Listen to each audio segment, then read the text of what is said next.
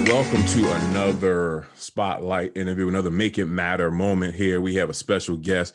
You've probably seen this man on TV. You've seen him on social media. Maybe you've seen him on, his website, wherever. But we have with us none other than Chico Conaway. Welcome to Make It Matter. Is it all right if I call you Chico? Because that's who I know. We can call you Chico today. I don't act different now. Don't act different. I didn't want you to act different. Like I didn't want you. I'm Mr. Cornell now, so we're gonna call you Chico. Come on, man. We grew up together, brother. It's Chico. That's right. That's right. So, listen, man, I'm excited to have you on here, man. And for those who are watching, I've been trying to, when you know people and you're like, oh man, I want to work with you. I want to do something. I want to do that. But then you forget that, everybody knows some people like Chico, one of the people everybody knows. So, everybody calling them. So I appreciate this, man. I don't take this lightly. I definitely thank you for sitting down with us today so we can talk about your story in this Make It Matter project. So thank you. Appreciate that, man. Like what you're doing, brother. Thank you, man. Thank you. Let's get to what we're here for today, man. Let's talk to you. Chico, I want to talk to you about making your brand matter. And we have two things we want to talk, two different brands we want to talk about. The reason I wanted to talk to you is because you've been doing some phenomenal things. You, as they say in Houston, build it from the mud.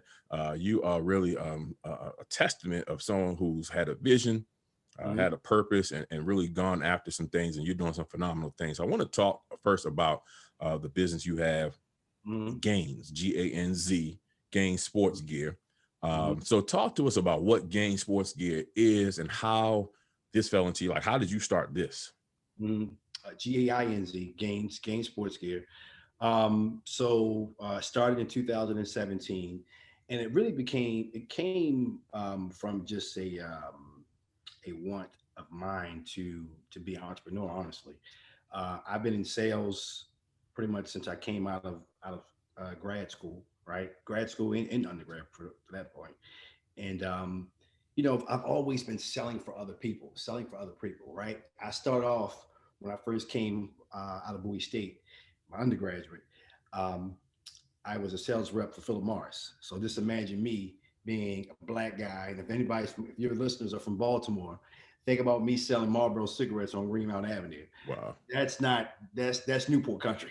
Right. Black folks don't smoke. It's cool in Newport. They don't smoke. That's it. The only two. Right. So I basically did that for 9 years. But while I was working for Philip Morris, they paid for me to go back to school, and I got my graduate degree from Johns Hopkins. Right. So I transitioned from cigarette sales to what I'm in now, which is pharmaceutical sales. Right.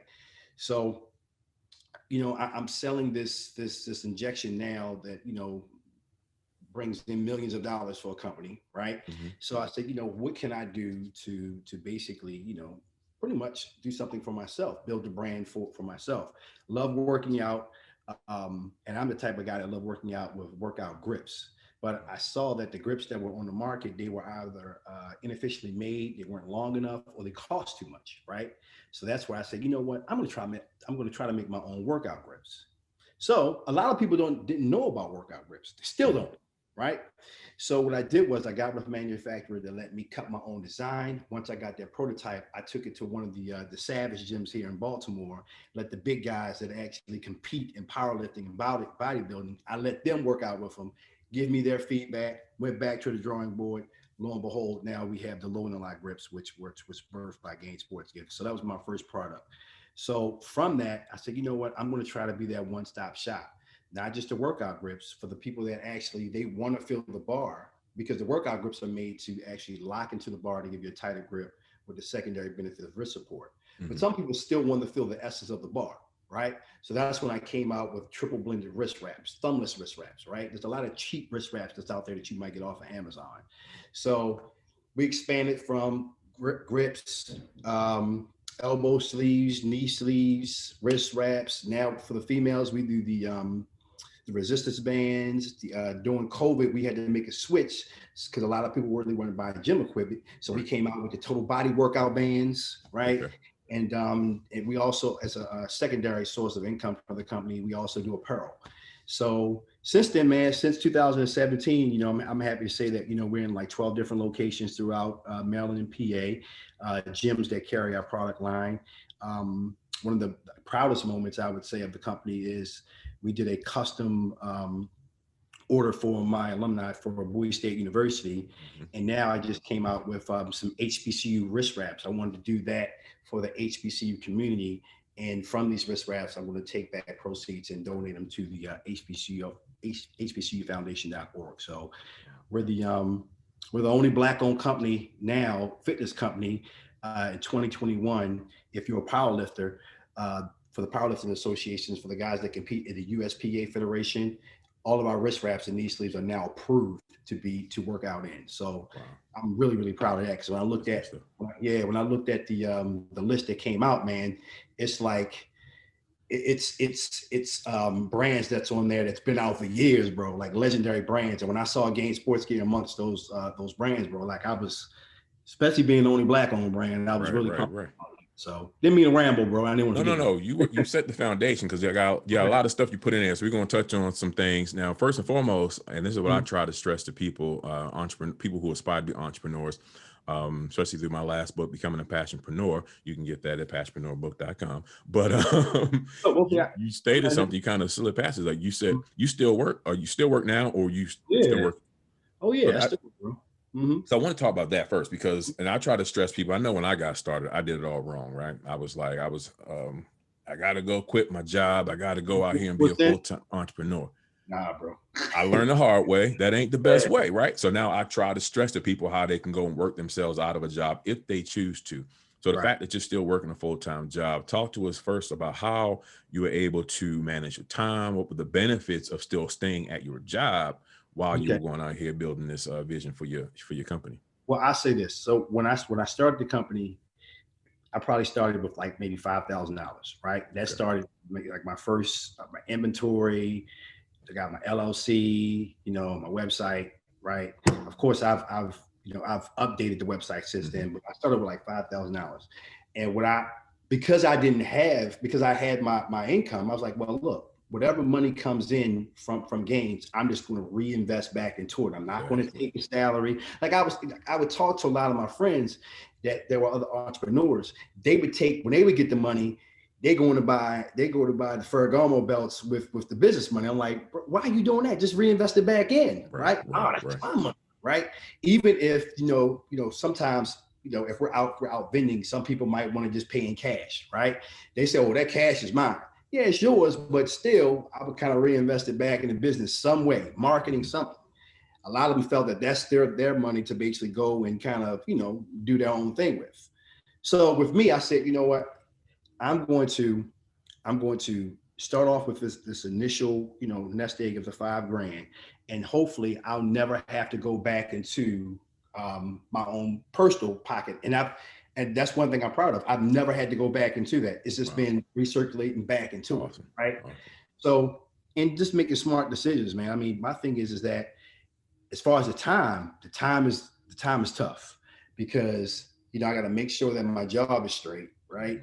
And then I'm the rooter to the tutor with Gain Sports Gear, right? I mean, my manufacturer's overseas, but I have to stay on him with manufacturing. We could have a whole nother conversation about that, bro. Like dealing with overseas manufacturing is so tough, because you're kind of mercy to their work. If stitching is off or something is off, they don't have to hear it.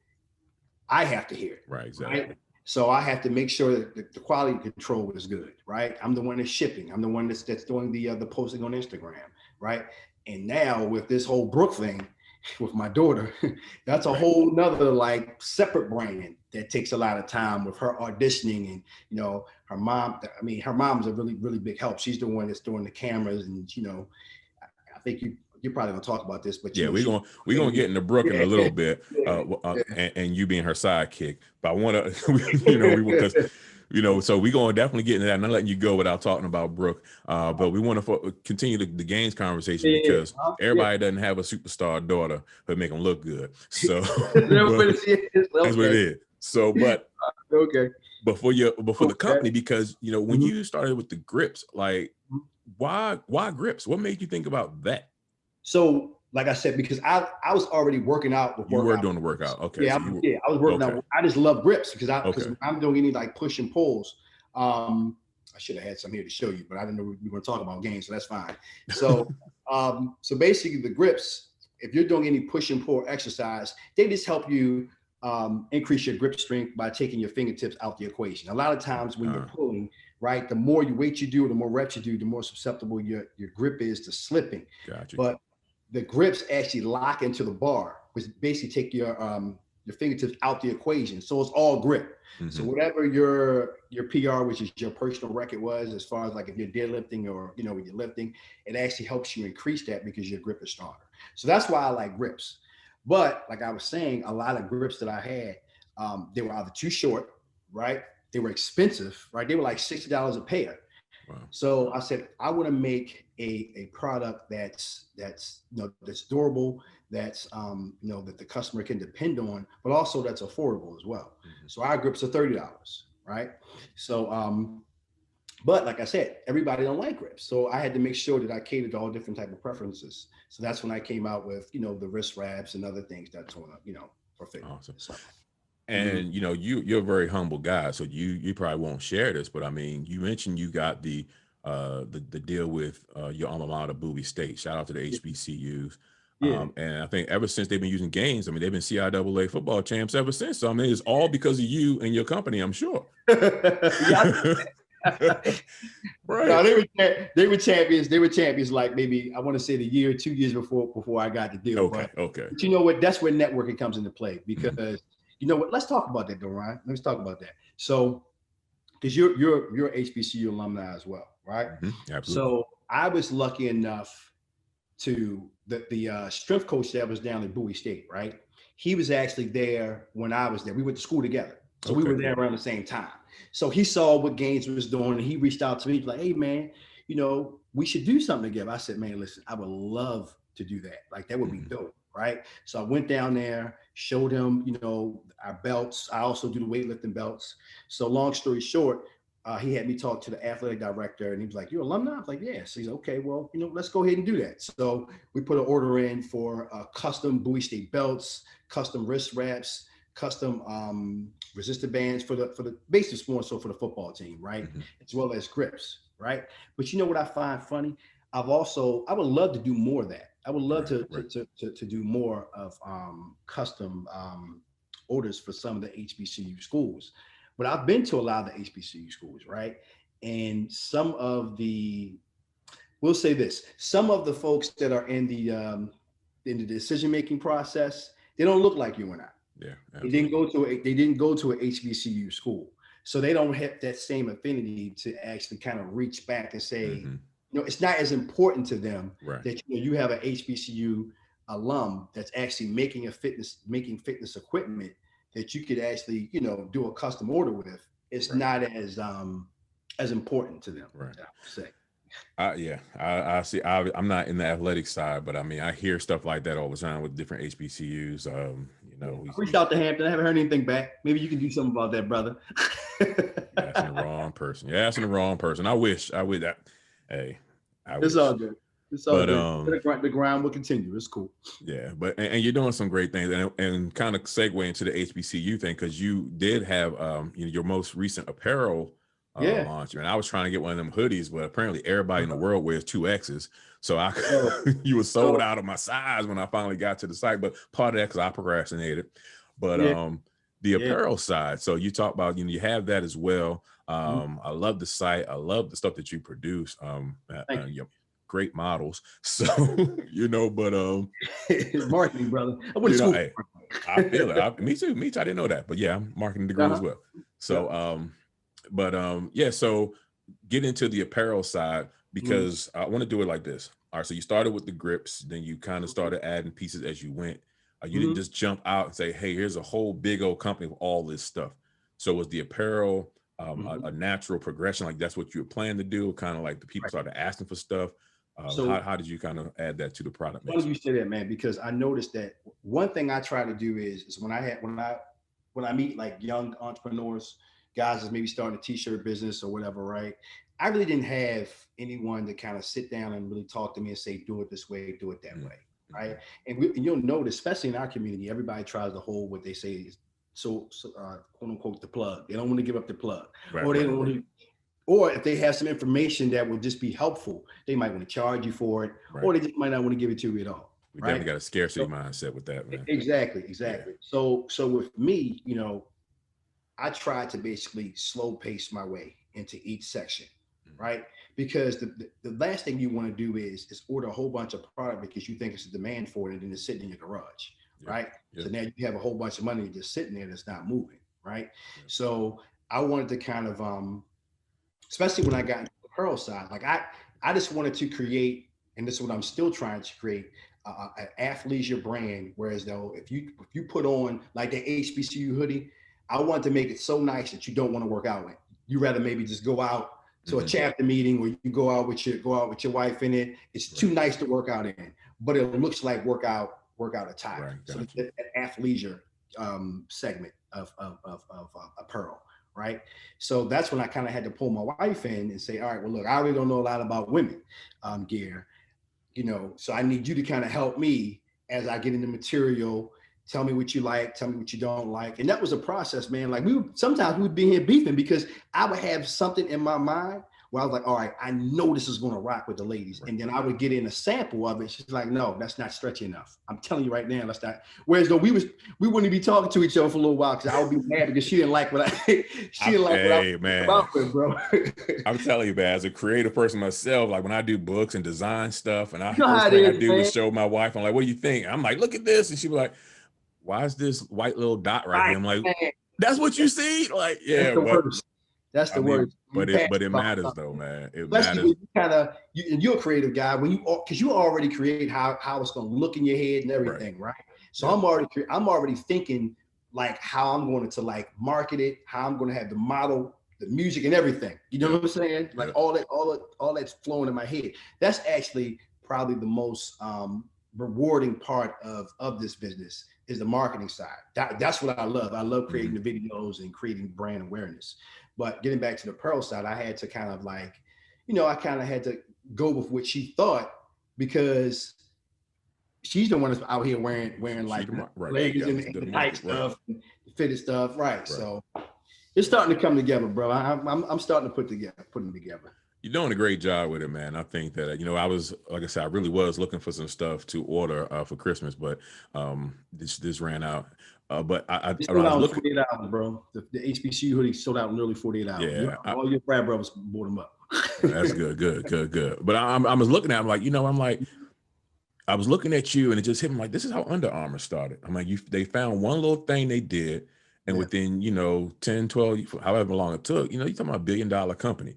So when I look at you and I look at the brand that you're building and your placement in the market, the quality of the stuff that you're doing, I think that you're going about it the right way. I mean, there's no reason why you can't be an Under Armour brand or something like that and really be that next one, especially Black owned. We can't stress that enough, especially after, the last year we've seen so many things happen. That people are understanding that, look, we got a voice, we got something to say, we got a value that we bring in, and we try to take in, the crumbs we want to seat at the table. So I'm excited about what's going on with you in Gaines, man. I'm looking forward to seeing this thing take it to another level. What I want to do before we segue into the next thing is go ahead and tell people how they can get a piece of Gaines, how they can follow you, how they can order some stuff. Go ahead. So on Instagram, you can follow us at GAINZ_sports gear. Gain Sports Gear on Facebook, and the site gainsportsgear.com. So GAINZ, not with an S, GAINZ sportsgear.com. And if you guys decide to go in there, use your code SALE10 to get 10% off your whatever you see that's on there that you would like. So we have a lot of things that's on there right now. A lot of good fitness items that you can use in the home or at the gym. So check us out. Absolutely. So Chico, we want to jump now into your second act. I mean, I won't say second act, probably not the best way to describe it, but your second claim to fame. Let's put it that way. Second claim to fame, huh? Some people might be watching this right now and they're like, you know what? I've seen that face before. He looks familiar. But I can't put my finger on it. Yeah. So let's talk about this new job you have as Brooke's sidekick. I don't know. Do you think I'm the sidekick or I'm the actual star? What do you think? You called yourself. Let's put it this way: who getting called for the movies and the shows? Is it you or is it Brooke? Probably Brooke. Yeah. And who had Shaka Khan's number in their phone? You or was it Brooke? Might be Brooke.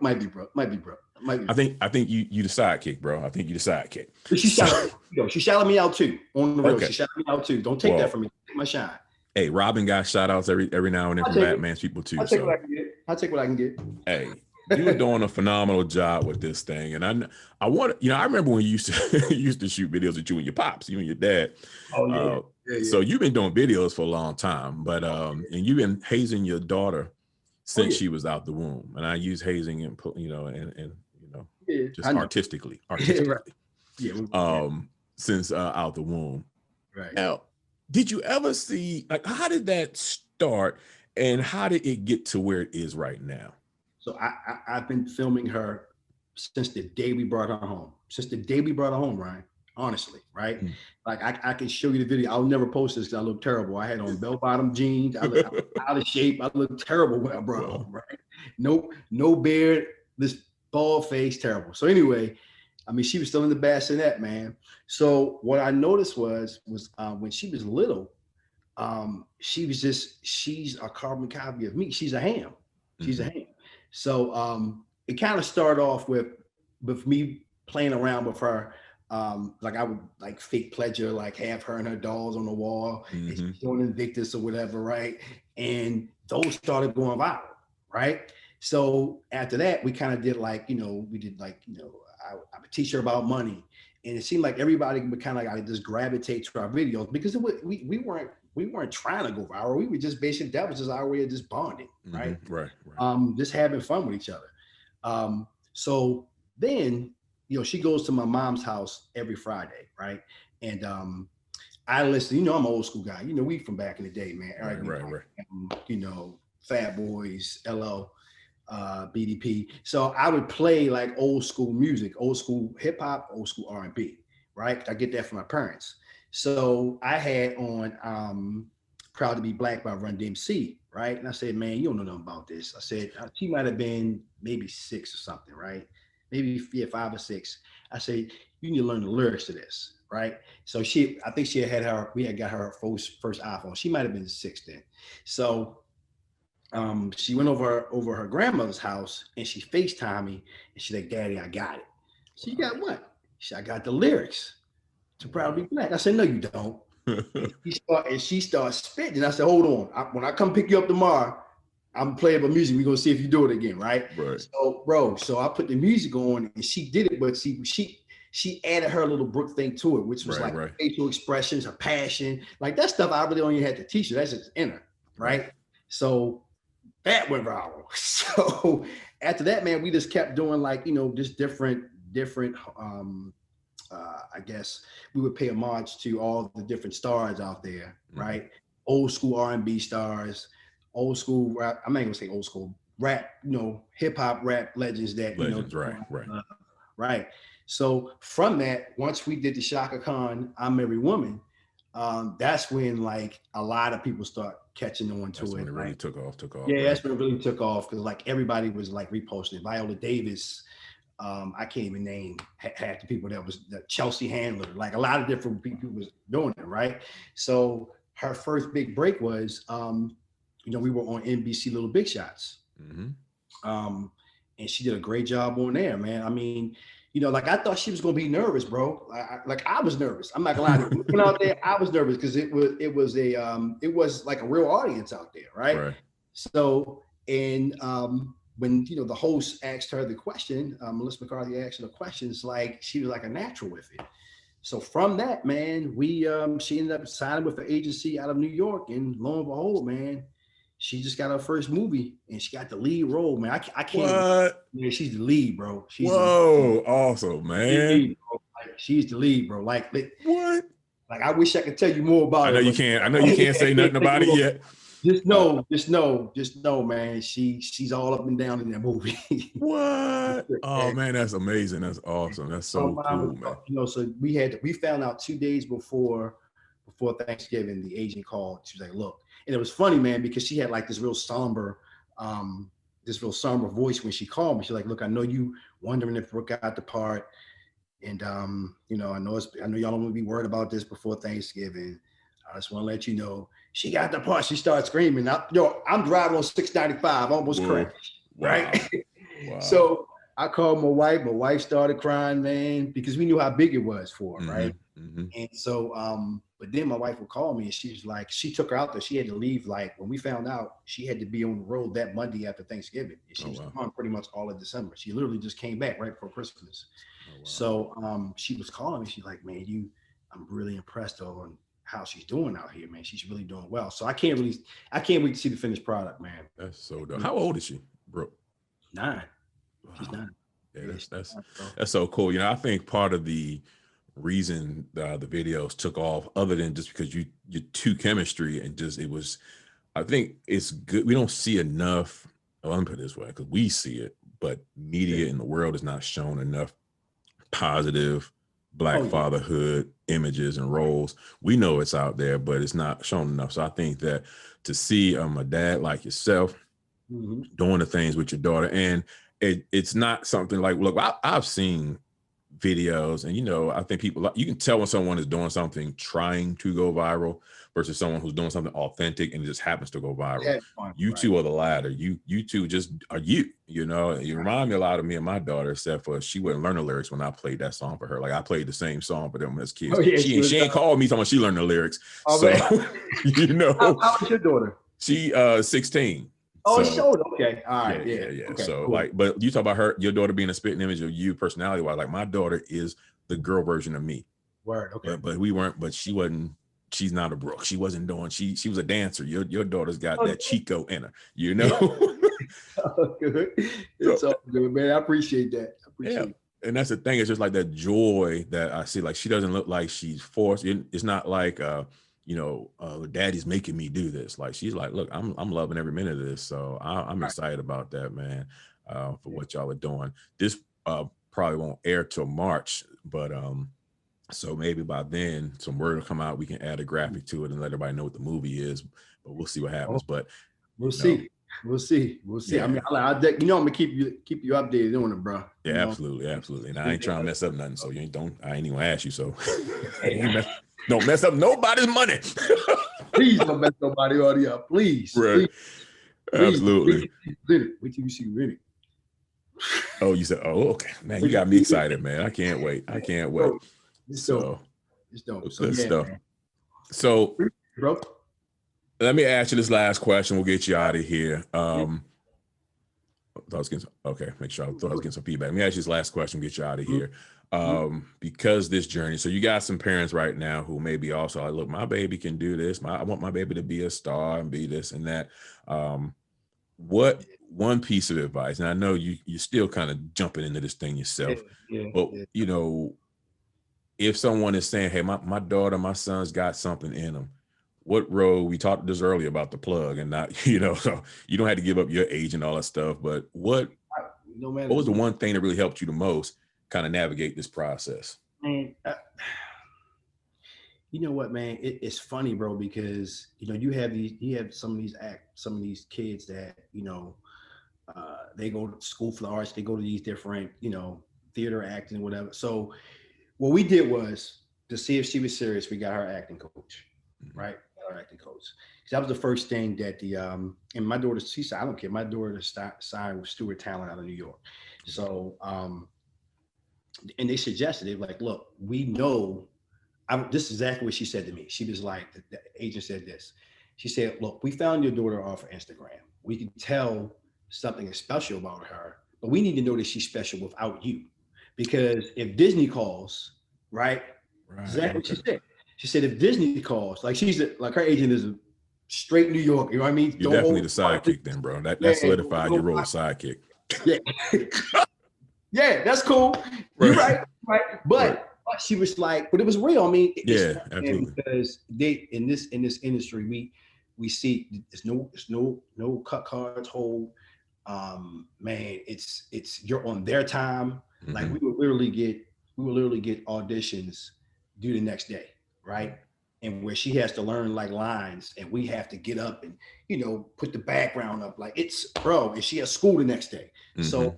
So that's another thing. Like you really have to be willing to go on the journey with them, right? Because now with COVID, before COVID, man, my wife and I, we would have to be going up to New York. Like Right, if it's an in-person audition, it's nothing here in Baltimore. right, It's nothing here in Baltimore, right? Like you would have to go to either LA, or luckily all the auditions that we were in person were up in New York. But still, it's not like New York is like going to like Glen Burnie.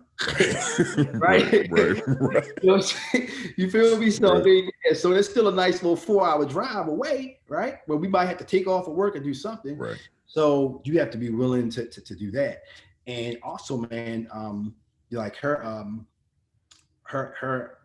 teacher, her acting coach is really, really good. Like she was on Scandal, and now she does these, she's been in a few movies too, but you know, she's really, really good. And we've noticed a change in Brooke, because then we're able to see if you're really willing to put the grind in. Mm-hmm. Because you know, she Skypes with her every Tuesday, right? But then she has homework that she has to do. And it's funny, man, because once we sit through the lessons, and then we watch a movie, we see like all these different transitions, these different emotions. It's like, it's a lot that goes into it, bro. It's a lot that goes into it. So with Brooke, like once we noticed that she was really, really, well, I guess built for it, I would say, is that they gave her an audition where she had to show emotion and she had to cry, right? And bro, like it came down to her and another little girl for Chicago PD. And is it your Yeah, we're good. My camera just got hot. But go ahead. We're still on. All right. So I Turn can't my see back you, up real quick. So you can't hear me? I can't see you. Yeah, I'm coming. Let me change my camera real quick. Okay. All right, cool. Okay. Camera got too hot. So she came down to her and another little girl for Chicago PD. And I remember, you know, we go over the lines with her, and this called for her to like be emotional. I think she just seen an accident or something in the role. And like, I remember her running out of the audition, because I took up to New York saying, "Daddy, I had crocodile tears coming and everything." I said, "No, you didn't." She said, "I promise you, I was crying and everything." Right. And that's when it clicked. I was like, all right, Shorty probably built for this. Wow. She probably built for this. So I guess, you know, however you get there, whether it's social media or whatever, man, you just gotta be willing to kind of go through that grind, because there's so many other kids that's just like yours. You said it right there. No matter how talented and gifted you think yours is, there's 100 of other out there think they're the same thing. So right, just good or better. So you're right. Well, Chico, man, I appreciate this, brother. I'm excited about everything about to happen for you and Gaines, you and Brooke, and shout out to your wife, man, because you know, them wives, they be in the background, not all in this situation, you know. She not out there in the front, but clearly she is helping both of these brands and is a pivotal part. And I know you honor her all the time as well. So we'll make sure we give her a shout out too. Oh yeah. Well, you know, she has her own. If I could plug her, go ahead. Yep. You know, she's actually one of the main reasons kind of made me start Gaines, because you know, she had that entrepreneurial bug as well. So she started her own hair care line. Actually, I want to say she started that before Gaines, which is called Kitchen Chronicles Hair Care Supply. Kitchen Chronicles, both with a K, hair care supply, where she makes hair oil, and she makes it from scratch. So everything's organic. And that's why my daughter's hair is so long, because my daughter uses the product. So check it out if you got hair care stuff. So yep.